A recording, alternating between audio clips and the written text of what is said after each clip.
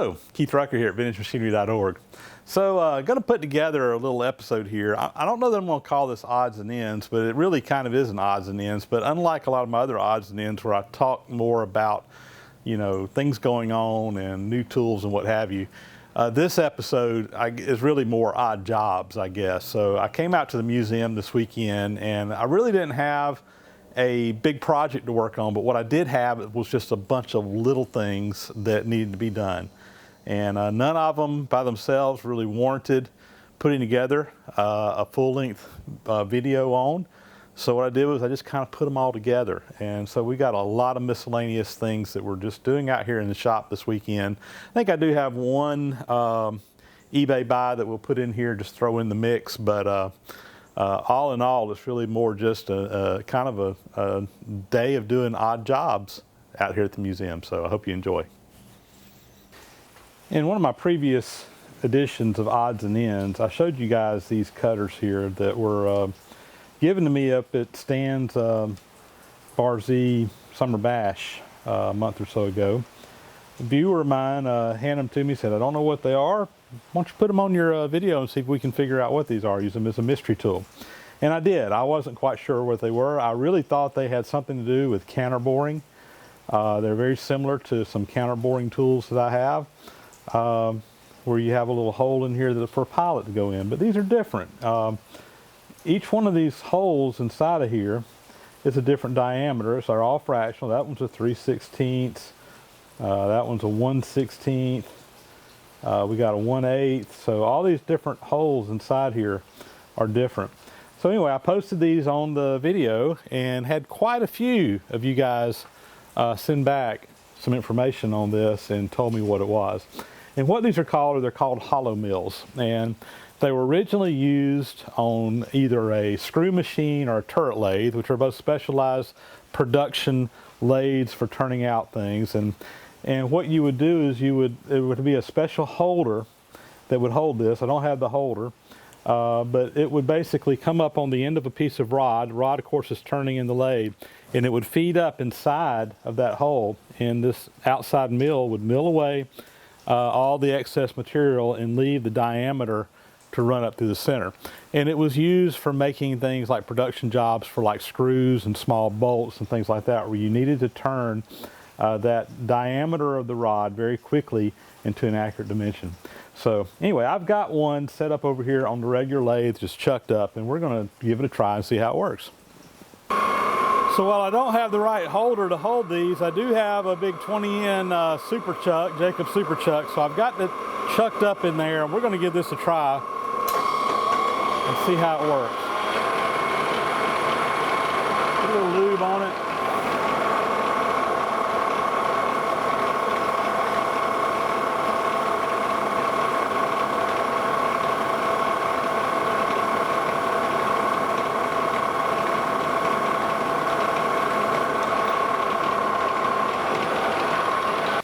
So there you go, a hollow mill in action.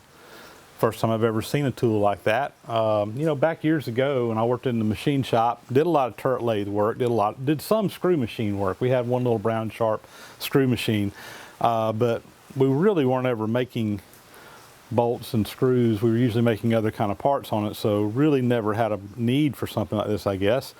But as you can see, if I was making a small bolt or a small screw, you can see how that right there would save an awful lot of time in a production setting where you just set this thing up.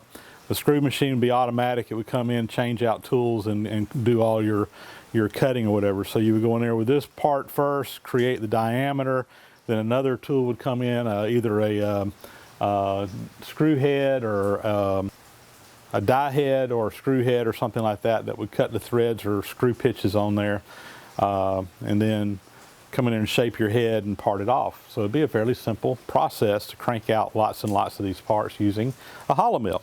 So anyway, I've got a nice selection of these. Don't know what I'll ever use them for. If someone has a need for them, let me know and we can work something out. So anyway, thanks a lot. And there you go, the answer. It's a hollow mill.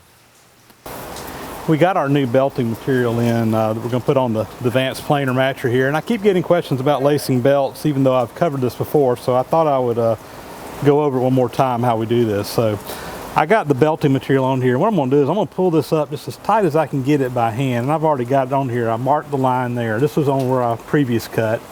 But I've marked the length where it's just as tight as I can get it by hand. And what we're going to do is we'll cut this between 3/8 and 1/2 inch shorter than that, which will give us enough tension when we put it all together. So let's go in here and give that belt a cut. When you cut the belt, you need to make sure you got a nice square edge. And the way we usually do this, or used to do it, I guess, is we would just use a square and take a razor blade or knife and just cut right down that and get a nice square edge. But we've got a little bit better way of doing it now with a new tool we picked up. So let me show you that. So what we've got here is a belt cutter that's made for cutting belts square. This is made by Clipper, a belt lacer company, the same company that makes all of our lacing equipment. And we got lucky. I actually found this for sale in a little antique shop here locally in town. I think they wanted like 20 bucks for it or something. And anyway, we bought it, and it has really been very useful out here for cutting belts. So we're going to cut in here, and again, I want to cut it just a little bit short so that it tightens up. I put it flat up against the back there and cut away. See, there we go. Now I've got a nice square cut.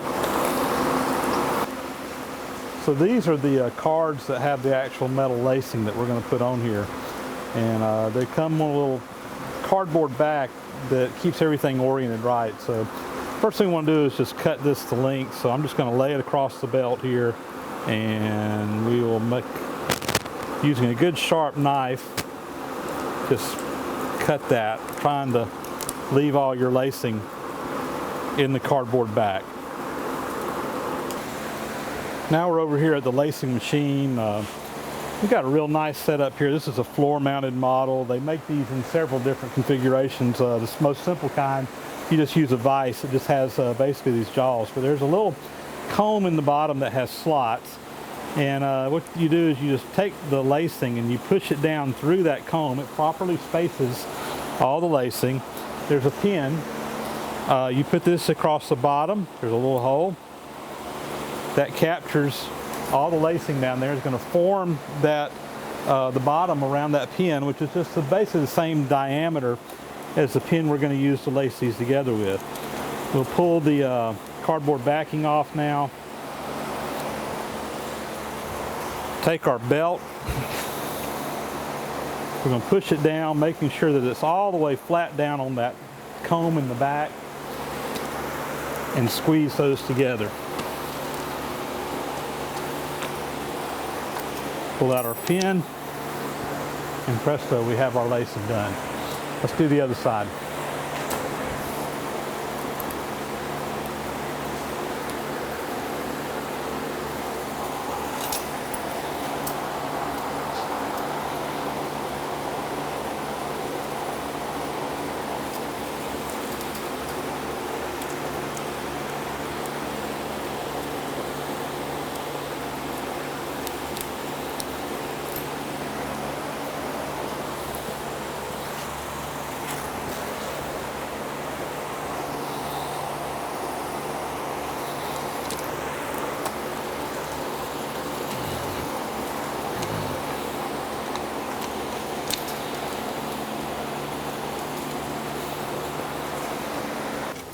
So we're ready to put this together now. I'll bring the two ends here together. The lacing meshes up very nicely. We put a pin down through here, and the belt is laced.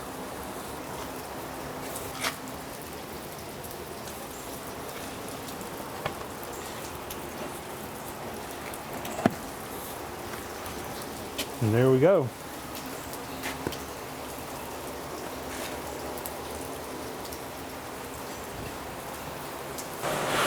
So here's a quick little project just came in the shop. A friend of mine found this old vise, Rock Island vise I think it is, and it looked like originally it didn't have removable jaws.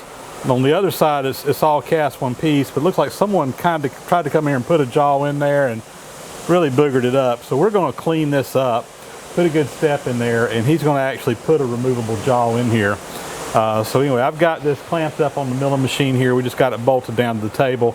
I got a 1-inch end mill, and we're going to go in here and see if we can clean that up and get a good, nice, sharp, clean area in there that he can put a pad in there.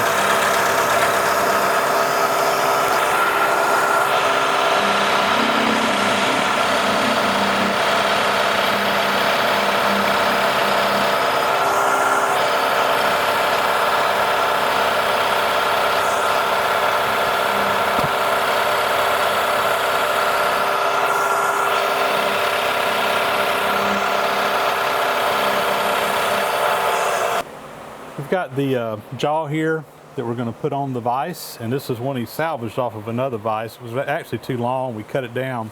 We're going to use this one bolt hole here, but we need to drill and counterbore another one. So I've got a little center drill. This is pretty hard metal. It'll drill, it'll cut, but we're going to use a center drill to get us a hole started.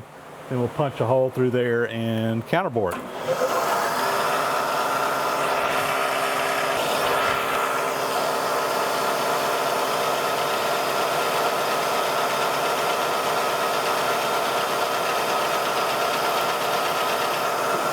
That should be plenty to get you started. Now we'll drill the hole. 5/16.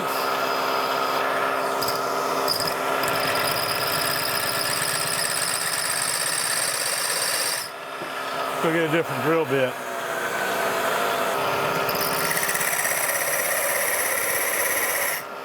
Man, that's some hard metal.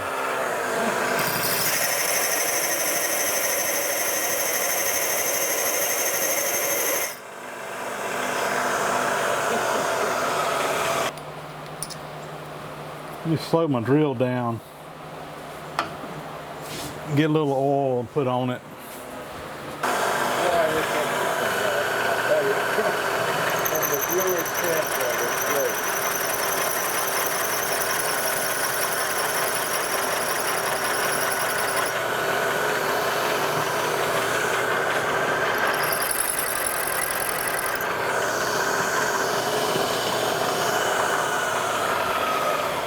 So while I was drilling out or trying to drill out the vise jaw at the museum, I went through my drill index looking for a 5/16" drill that was sharp, and I looked through there and I have all these drill bits, and they've all got pretty boogered up faces, and the ones that were decent, I pretty much boogered up trying to drill through that hardened piece. So I brought all these home with me, and we're going to put them over here on the seller's drill grinder and put a quick edge on these and get them all sharp again. So I thought you guys might enjoy seeing that. I did a video on this a while back, but some of you guys may not have seen that. So anyway, we'll show you how the drill sharpening is done on the sellers.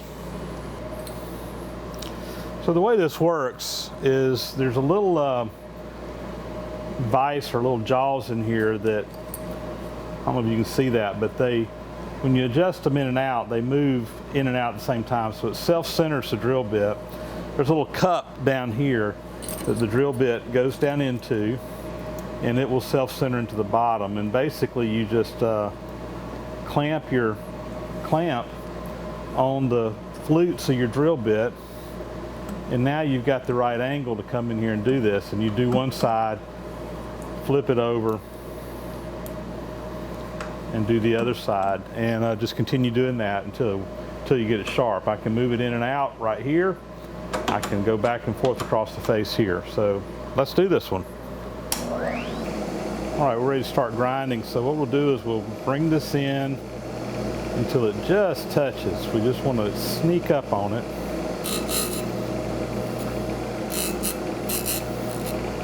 And we're going to flip it around 180 degrees, rechuck it, and do it again.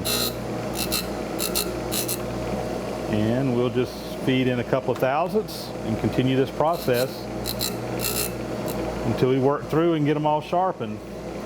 Usually doesn't take very much to put a fresh grind on each edge. So let's see what we got. That one there looks good. I don't know if you can see that in the video, but got a good edge on it.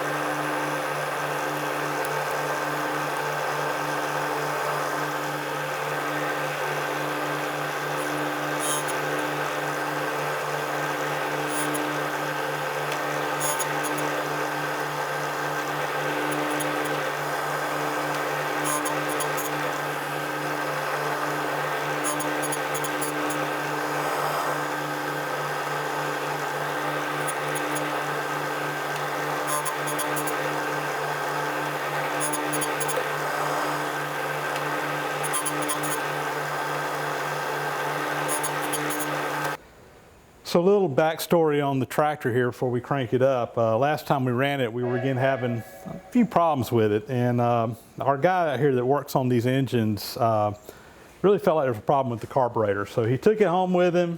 He completely took the carburetor apart, put it back together, went and found some manuals on it. And lo and behold, he figured out exactly what the problem was. So there's two valves in here, needle valves to adjust the flow of the gasoline into the carburetor. There's one for idle and there's one for when it's running under a load. And they're both basically the same threads. They're both identical except for the length of the needle valves. And at some point in time, someone had put the needle valves in backwards from one another, and they had the wrong needle valve on each side, and we were not able to get the fuel running exactly like we wanted. And that was really our problem. We also pulled the valve cover off, and you know, we did a bunch of work on this engine, and one of the nuts on the valves had kind of gotten out of adjustment where it wasn't properly opening and closing the valve. So we fixed that, put it all back together, and what a difference it makes. The tractor's running much better now. So we're going to see if we can crank this thing up. So each time we get through running the tractor, what we'll do is we'll turn the fuel completely off and basically just let it sit here and idle until it drains the gas out of the carburetor. So when we come in here, the first thing we have to do is turn the fuel back on and kind of give it just a little bit of time to fill up in the bowl of the carburetor to get gas running down through there. I'm then going to crack the throttle just a little bit, put a little bit of choke on it, make sure we're out of gear. We are. This is a hand crank tractor, so we're just going to turn the flywheel over. I get it around here to where it's tight right there on the first stroke and see what happens.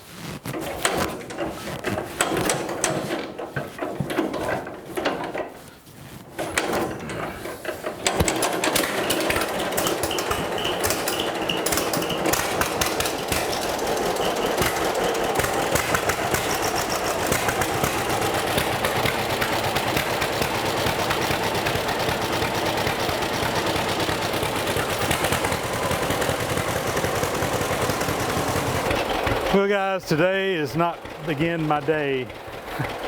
Very frustrating. So I got everything out here. We got it belted up on the machine, got the tractor belted up. Had a little bit of trouble getting the belts aligned. Finally got it running. Everything was running good, and I realized there was a pair of pliers that was laying up on top up there, and I was worried it was going to fall down into the machine. So I shut everything down, stopped the belt, and removed that, and when I fired it back up, the belt broke, the leather belt I'm driving it with. And took the splice out,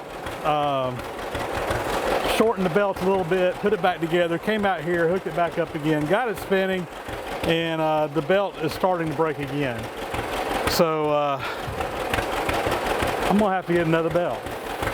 I'm gonna look around out here and see if we got something before I go buy a new one, but very frustrated.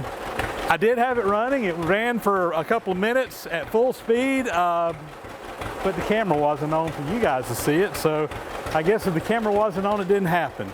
At least that's what I've been told. So you just have to take my word, and we'll give it another try.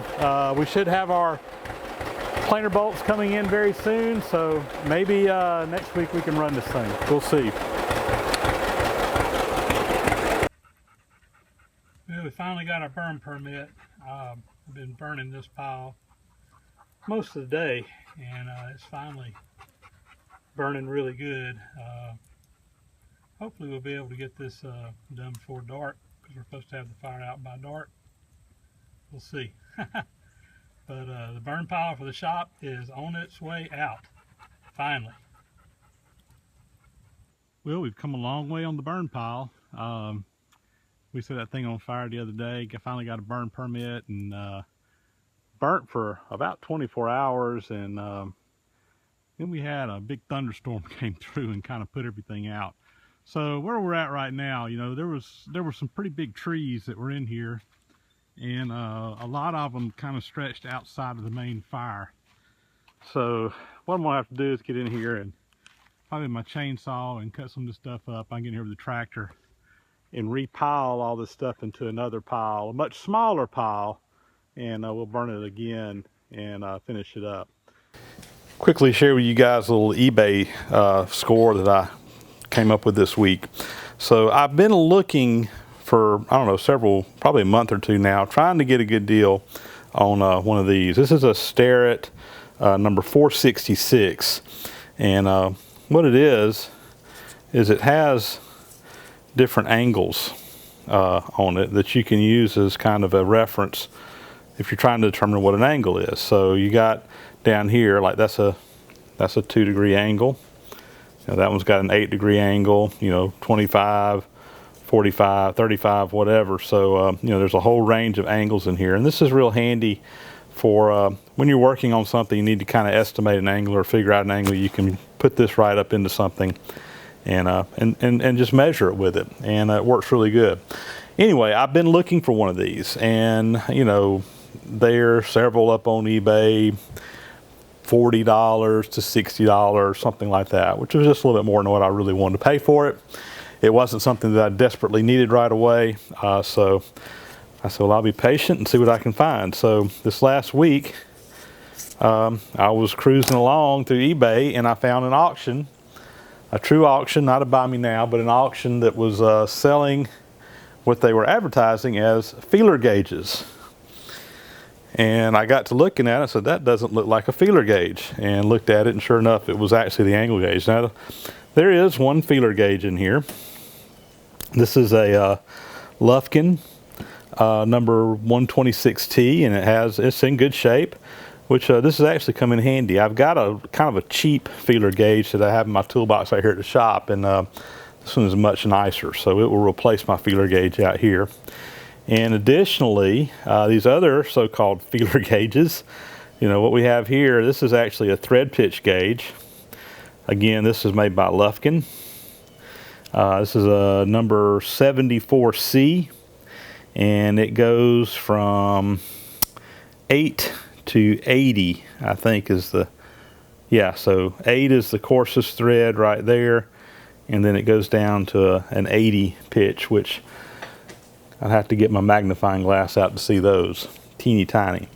Anyway, very nice thread pitch gauge. That's going to probably go back to the house with me. I've got a thread pitch gauge out here at the museum that I use, but I don't have a good one at home, so this one will go home with me. And this other one is another thread pitch gauge. These are for 60-degree threads, and these are metric pitches, and which I'm also kind of excited to have. I've got a kind of an El Cheapo metric thread pitch gauge that I use occasionally, but this one is actually much nicer. Made in Germany. Meristic, I guess, 60 degree. Anyway, nice little find here. So anyway, I was real tickled. Like I said, it was up for a true auction, not a buy it now. And I bid, I don't remember what I bid, but I remember what I won it for. I won this whole lot here for $10.50. And I think there was about $4 or $5 more in shipping. So, you know, 15 bucks to the door. And picked up my angle gauge, which I've been looking for, plus some other really nice tools. And probably would have sold for a lot more if the person selling it had properly identified the items in his auction. So if you get creative and look at auctions rather than just searching on eBay, sometimes you can find deals like this where the seller just doesn't know what they have, and you luck up and get lucky. So there you go. So I thought I'd make up a couple of quick lead hammers. I was going to take a couple of these with me up to the Arden Fest event in a couple of weeks to put into the auction. Raise a little bit of money for a couple of good causes. So anyway, I've got my hammer mold out here. You just simply take the handle. Let me show you how this works. So you take this little clamp off. There's a handle here, and you can, this is just a regular handle made for these lead hammers. It's made by Cook Hammer Company Incorporated. I can buy them from MasterCar for about 20 bucks. And anyway, it fits right up into the hammer mold like such. The mold clamps down over it, seals everything up. Just make sure your hammer handle is straight. And what we're going to do is we're going to heat up this mold, preheat it. I've got some lead melting over here next to me in a melting pot. We'll fill this ladle up here with hot lead, and then just dip the handle back, and it flows into the hammer mold and fills up the mold. When the lead runs out of this little hole here, it's full, and you just let it sit there and cool. So let's get to it. So our lead is in the ladle here. I'm just kind of raking the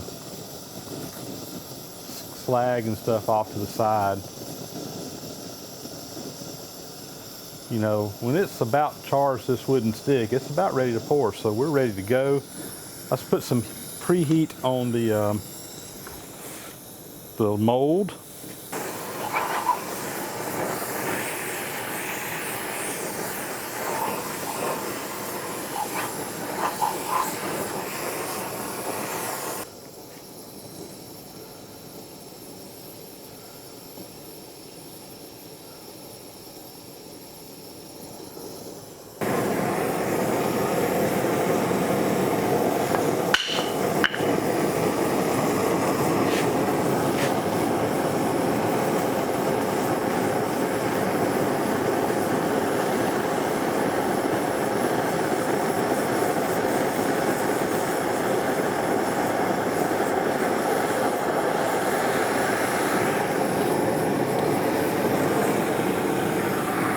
All right, we'll let this cool. We've let this cool down now for, I don't know, about 5 minutes or so. We melt that. All right, we got a little bit of an air pocket there in the top, but, you know, from a functional standpoint, not a problem. That's a good hammer. Let's see if we can make another one. All right, we're getting the second one ready here. This one's got a little bit different style handle. This is an old styled handle that was given to me by one of my viewers. Actually was a beat up hammer. I melted what was left off of the hammer and put this in the sandblaster, bee blaster, and we blasted it clean, and gonna freshen it up and make a new hammer, which is exactly what these molds were designed to do. When your hammer head got beat up, you would just make a new one. I think we're about ready to pour.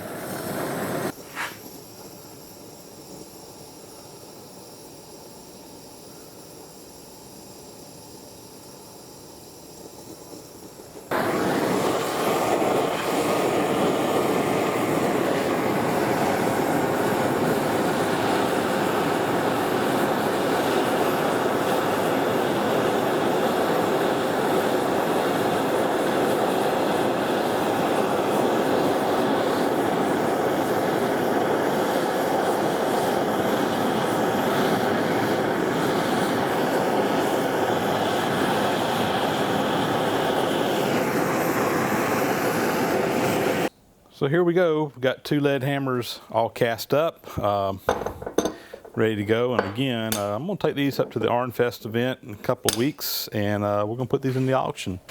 So anybody coming to ArnFest, you can bid on those and take them home with you. So anyway, these are real handy for doing all kinds of dead blow type stuff where you don't want to mar anything up. It needs some weight to pound something in place or what have you. I use them in the machine shop all the time. And they're real handy, and like I said before, when they get messed up, you just melt them out and make a new one, reuse your handle. Old vintage handle here, and a new style handle here with the rubber handle. Like the looks of this one, but this one is really a lot more comfortable to use with that nice handle on there. Well, that'll be a wrap. Thank you guys for watching as always. Thank you to my many subscribers out there. If you haven't already, please do hit that subscribe button and subscribe to the channel. You'll get a little email update when new videos come out, and kind of keep up with what's going on in the shop. So again, thank you guys, and we'll talk to you later.